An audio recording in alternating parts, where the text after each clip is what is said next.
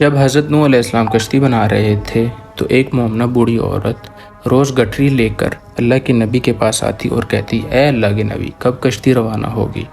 حضرت نوح علیہ السلام فرماتے، ابھی کچھ دیر ہے۔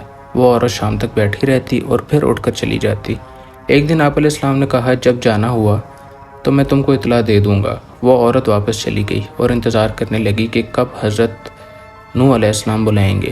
اس دوران عذاب آ گیا اور کشتی روانہ ہو گئی، لیکن نوح علیہ السلام نے اس عورت کو نہ بلایا، بھول چکے تھے۔ جب طوفان تھما تو نوح علیہ السلام کے دل میں محبت اٹھی کہ شہر کو دیکھوں جہاں سے چلے تھے۔ وہاں کو آئے اور قریب جا کر دیکھا تو ایک جھونپڑی میں دیا جل رہا تھا۔ نوح علیہ السلام یہ دیکھ کر چونک گئے۔ روئے زمین پر کوئی ایسا گھر بھی ہے جس میں اتنے عظیم طوفان کے بعد بھی دیا جل رہا ہے؟ انہوں نے وہاں تکبیر بلند کی تو وہ بوڑھی عورت گٹری لے کر آئی۔ کہنے لگی، یا نبی اللہ، کیا کشتی تیار ہے، چلیں؟ نوح علیہ السلام نے حیرت سے اس کو دیکھا اور کہا، رکو بڑھیا، کیا تمہیں کچھ پتہ نہیں چلا؟ وہ کہنے لگی، اے اللہ کے نبی، کیا نہیں پتہ چلا؟ نوح علیہ السلام نے کہا، اتنا بڑا سیلاب آیا تھا، بارش آئی، تمہیں کچھ بھی پتہ نہیں چلا؟